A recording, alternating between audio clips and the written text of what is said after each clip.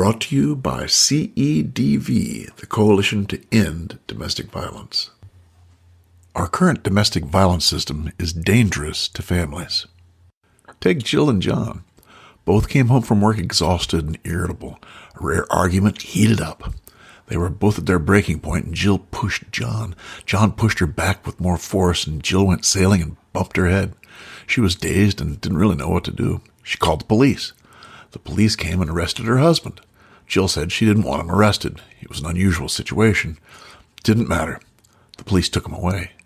Jill and the kids were left even more upset.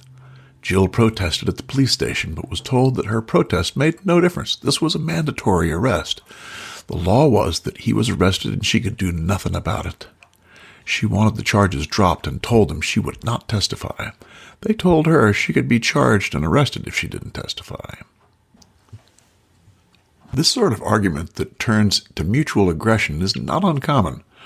Research shows that about half of domestic violence is mutual. That is, it's both parties who are violent, not just one. It also shows that women are more often the instigators of the violence. These scenarios fall on deaf ears in the domestic violence system, which focuses only on the male as perpetrator and the female as victim. This leaves families decimated. Then there's the true story of Jasmine and Willie.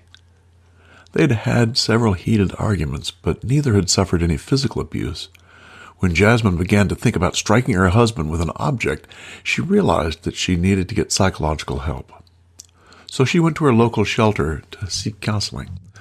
The women's shelter called the police to take a statement. The police report stated, erroneously, that Jasmine's husband had threatened to rape her and kill the children. Whew.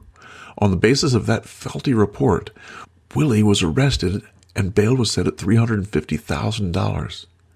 He was eventually placed on 3 years probation. The children were placed in foster care for 38 days. Jasmine concluded, these people have no idea the damage they've done. I compare it to someone coming in your home and ransacking it. We've created a bureaucratic monster in the domestic violence industry that focuses on punishment rather than healing. This is tearing our families apart. It's time to change the Violence Against Women Act. Help us to help families. Visit us at endtodv.org.